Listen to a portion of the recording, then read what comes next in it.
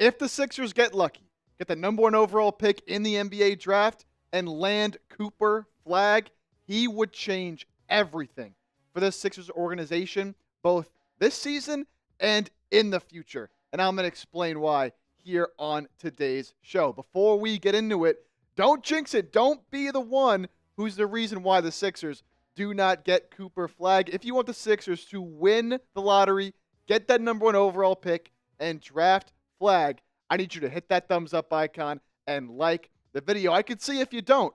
And if you don't, and the Sixers don't get that pick, just know it's on you. And just know you're the reason the Sixers did not get Cooper Flagg.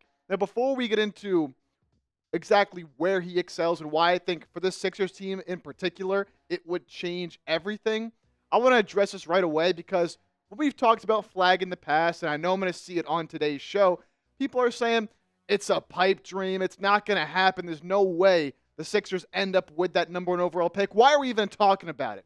Well, it's more realistic than you might initially believe. When you look at the lottery odds currently on Friday, April 11th, Sixers slotted in at that number 5 spot, probably where they're going to end the season on Sunday.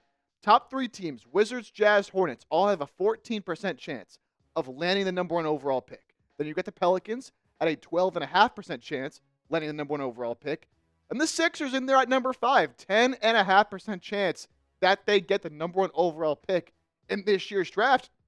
That's not that much lower than these teams that are up there at number 1. And if you want to say, hey, well, teams never jump, it doesn't happen, it's just not true. When you go back to 2019, when the NBA changed the lottery odds and flattened them out so the top 3 teams all have the same odds of landing the number 1 pick, in 2019, the first year of this, the Pelicans had the 7th best odds, 6%, less than the Sixers this year.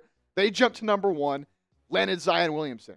Now, the next few years, Timberwolves, 3rd best odds, they got number 1, Pistons at number 2, Magic, Spurs, they were all in that top 3 who all have the same odds, and they jumped up to number 1.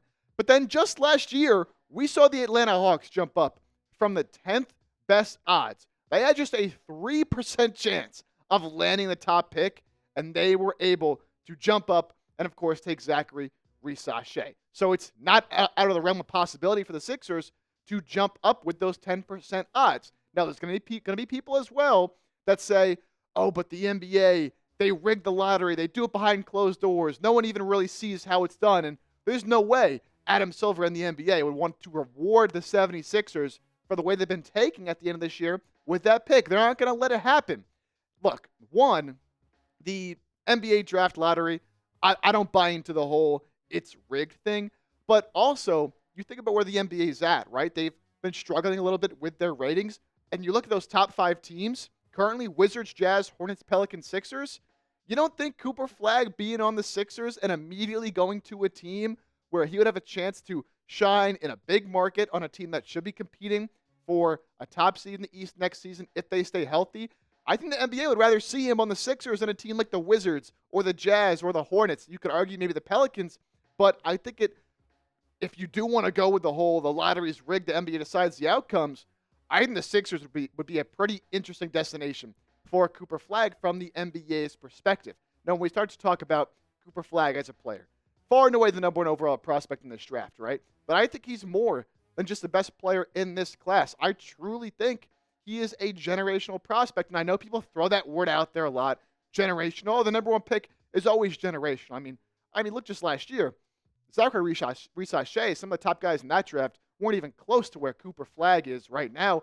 I really think that Flagg can be one of the best players in the league at any given moment, up there with the likes of a Victor Wembanyama and Luka Doncic and those type of guys. What we saw this year at Duke was special, not just for a college player, but for a freshman, and really had some of the best and craziest individual statistics you will ever see from a college player.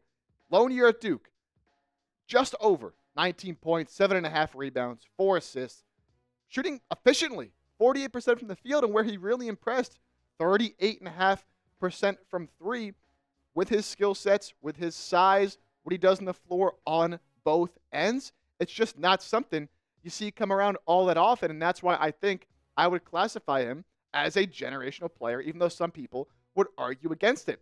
And Cooper Flagg just turned 18 years old in December. He reclassified to go to college a year early. So he should be a high school senior, really. He should be just finishing up his senior year of high school. But he's now fast tracking his way to being the number one pick in the NBA draft, standing at 6'9", 205, with a 7'1" wingspan. He has everything you could ever want and ever ask for out of one of these top prospects in the draft. And when I think about his game and just the things he does well, he really does almost everything well out there on the basketball floor. There's not a whole lot of things where you look at Cooper Flagg and say he can't do that or he needs to improve tremendously in that area. He has the go-to scoring upside to score from all three levels of the floor, put the ball on the deck, get his own shot, to be a true number one option in the NBA. He can create for himself. He can create for others. He is a tremendous defender. He is probably, and I'm going to say he is, the best offensive prospect and defensive prospect all in one in this draft. And he makes plays defensively, getting his hands in passing lanes. He can guard 1 through 5. In the NBA, probably more 1 through 4, but he's been able to guard 1 through 5 in college. Sometimes with these top guys, we don't see them playing with 110% effort all the time. Cooper Flagg has the motor, has the toughness that you like to see, especially playing in Philadelphia. One of the only questions you might have with him is, can that jumper stay consistent? Because it hasn't always been consistent for him throughout his career before college. But look, at Duke, we saw him shoot the ball very, very well. So as long as that stays consistent and he continues to develop his handle, which might be the only other aspect of his game you want him to improve, there's nothing that this guy cannot do. And when I was saying he had a historic season, I really meant it. Cooper Flagg won pretty much every single award you could win as a freshman this year at Duke. Winning the Wooden Award this year, as a freshman, only 4 freshmen have ever won the Wooden Award. Kevin Durant, Anthony Davis, Zion Williamson, and Cooper Flagg now. That is it. End of list. All 3 of those guys, special, special players. Cooper Flagg is also the first freshman to lead his team in the 5 major statistical categories. That is points, rebounds, assists, steals, and blocks, and bring them to the NCAA tournament. Ben Simmons actually also did this back when he was at LSU, but they did not make the tournament. So Cooper Flagg, the only freshman to do it, while also leading them to the NCAA tournament. And it doesn't stop there. Cooper Flagg and Larry Bird. What do these 2 guys have in common? They are the only players, not just freshmen, the only players in college history to have 700 points, 275 rebounds, 150 assists, and 50 steals in a single season out of any player to ever play college basketball. It really was a historic year for Cooper Flagg because he can do everything out there on the floor, and that's why you're seeing some of these insane statistical seasons out of him. He also set the Duke freshman record and the ACC freshman record for points in a game. Went off for a 42-point performance against Notre Dame earlier in the season. Some people questioned coming into the college season what his scoring upside really was, if he could be that go-to number 1 scorer, and I think he put a lot of those questions to bed, especially with his performance, even though they lost against Houston, one of the best defenses we've ever seen in the NCAA tournament in that Final Four. And as I mentioned earlier, he swept every award you could possibly ask for out of a college basketball player. The Wooden Award, as I mentioned, he was the Naismith Men's College Player of the Year, the AP National Player of the Year, the NABC Player of the Year, the USBWA Player of the Year. If there's a Player of the Year award out there that's voted on for college basketball, Cooper Flagg won it. And obviously, of course, dominated in the ACC, although did lose to my Clemson Tigers in there in the middle of the season. Shout out to Clemson. But in the ACC, of course, the ACC Player of the Year, the ACC Rookie of the Year, he won almost everything, again, you could possibly imagine. Now, I'm not just trying to sell you on Cooper Flagg going number 1. There is no doubt Cooper Flagg is going number 1.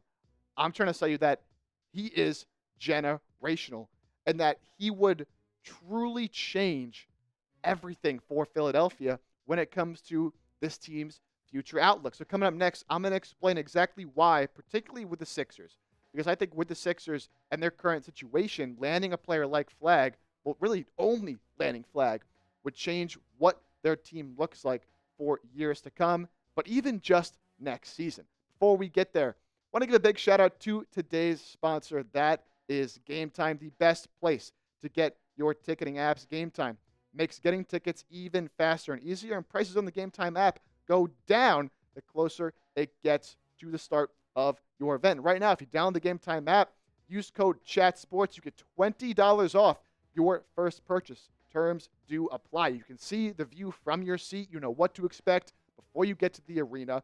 Prices drop as the event gets closer, and they have the lowest price guaranteed. If you want to go to a Phillies game, if you've never been to Citizens Bank Park, first of all, what are you doing? Second of all, you got to get over there right now. Phillies are playing good ball, have a big series against the Giants coming up very, very soon. And with the GameTime app, they will show you your view, that overhead view, that map view, and the view from your seat. And the prices drop as the event gets closer. And if you toggle the all-in pricing feature, you can see the total up front, so you're not surprised and you're not charged with any extra fees at checkout. And if you use the zone deals feature, you can save even more by letting GameTime, you choose a section, they choose your seats. And with the lowest price guarantee and GameTime ticket coverage, your purchase is covered with the most flexible customer service policy in the ticketing industry. So take the guesswork out of buying tickets with GameTime. Download the GameTime app, create an account, use code ChatSports for $20 off your first purchase. Terms apply again. Create an account, redeem code CHATSPORTS for $20 off. Download the GameTime app today. Last minute tickets, lowest price guaranteed. Cooper Flagg really does change everything for Philadelphia. If the Sixers are lucky enough to get that number 1 overall pick and draft Cooper Flagg, their franchise will forever be changed. And there's really two different aspects of landing Cooper Flagg. Number one, you bring him in and he adds to an already extremely talented roster with the likes of Joel Embiid, Paul George, Tyrese Maxey, Jared McCain. Hopefully Quentin Grimes is back. All of a sudden, that is a scary and deep roster in the Eastern Conference next season. But maybe the more intriguing option is the Sixers decide to go all in on the future with Tyrese Maxey, Jared McCain, Cooper Flagg, and they look to ship off the likes of Joel Embiid and Paul George and go all in on this great new young core that they have. They can decide, hey, you know what? We saw what this team looks like with some of these older guys. Let's ship them off. We got Cooper Flagg who can be our 1. We got Tyrese Maxey who can be a 1. And let's just see what some of these younger guys can do. Regardless of which path they want to go, if they get lucky enough and they can get Cooper Flagg, because of where this team is situated right now, it would change everything for the 76ers.